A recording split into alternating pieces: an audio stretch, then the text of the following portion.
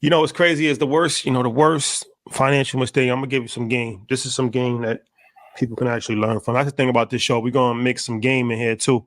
Um, Most of the time, you would think that a bad financial mistake would be buying jewelry or spending money on clothes or vacation, or like you said, even spending money on women.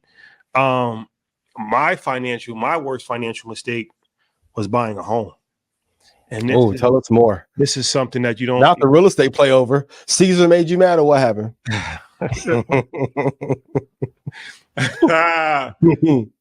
Ponzi. Nah, I didn't Ponzi. allegedly. I didn't get caught in that. I did not get caught in that. But so it's one of these things where a lot of times in life, you think is a good idea is actually a terrible idea. Yeah. But you don't fully realize that until you're actually in it. So buying a home, I purchased a plot of land. Right. And the idea is like, all right, you could build a home from scratch. And that way there's no energy in it. You get to design it how you want to design it. Yeah. Everybody, it's like the dream, right? To actually be able to build your own home from scratch. Yeah.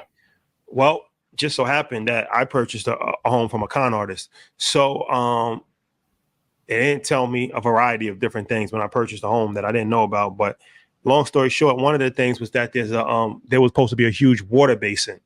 Okay. In my backyard. For anybody who doesn't know what a water basin, and a water basin is like an area that gets flooded or has a lot of like rain or something like that, then they have to build a system in place to funnel the rain so it doesn't actually flood properties. And it's like a man-made river. It's like a man-made river of sorts, and then it actually ends at one point, and that's like a catch basin where it actually catches the water. So my property was the catch basin. It was the end of the riverway for the street.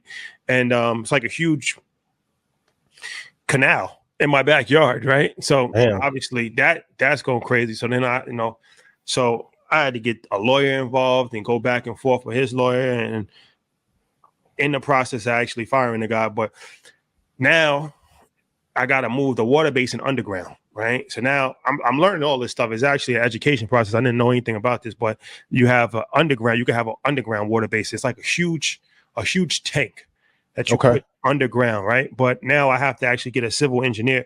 If anybody knows a good civil engineer, let me know. I need a civil engineer because now I have to my property is also not level. So I have to grade the property. I have to like flatten it out. Which isn't as easy as you would think, because you got to actually find a civil engineer that can actually draw up a blueprint to actually grade the property. Then they got to put the water basin underground. Then you actually have, when you put a water basin on your property, you have to have a system in place to actually like kind of surround the property, right? So you got a moat. Yeah, basically. You gonna put some alligators in there? Maybe.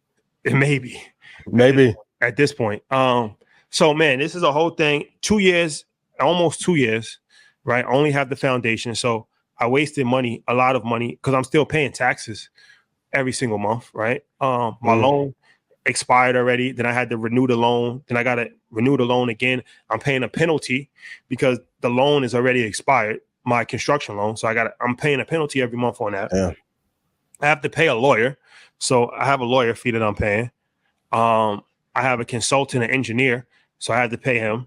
When I do get the civil engineer, I'm gonna have to pay for the civil engineer's work. Then I'm gonna have to actually pay for the water basin, which is at least $200,000. Then I'm gonna have to pay to collect some water. Well, it's a whole system, and it's underground. So it's like a huge like tank. Then I'm gonna have to pay to grade the property. That'll probably be $200,000. Long story short, looking back on that ticket's gonna sell tonight. Facts. Looking back on this, for anybody, this is my advice for anybody: never build a home. It's much easier to just buy a home that's already built and just do renovations to that house. That would be my advice. That's a gem that you can use, that you can learn from my previous experience. Buy a home that's already built and do renovations, as opposed to building a home from scratch. And then these contractors are all con artists. You can't trust them. You can't say all, but a great majority. A great majority. They're trying to do the cheapest work possible to make as much money as possible. It's a whole thing. So unless you have time to really like dedicate and you have a lot of information, it's not something that I advise at all. So that's some information for you out there if you're interested. Do you think having a busy schedule, running the media empire, played a factor in you not being a check upon them as much as you should have? Or like if someone's thinking of buying a home and they don't want to follow the advice, what checklist would you put in place to make sure? Well, the first thing you got to do is get a good attorney, a thorough at closing, like your closing attorney, right? Because that was the thing with my situation. It was never, none of this stuff was ever in any document that I signed, but it was with the town. But who's going to go to the town to check something? Like you just get the documents. You get like 50 pages of documents. Yeah, you don't know.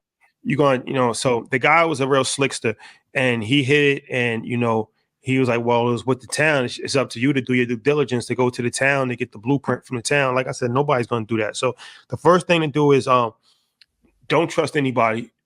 Get a thorough pit bull attorney to make sure that they look through everything, sniff it out.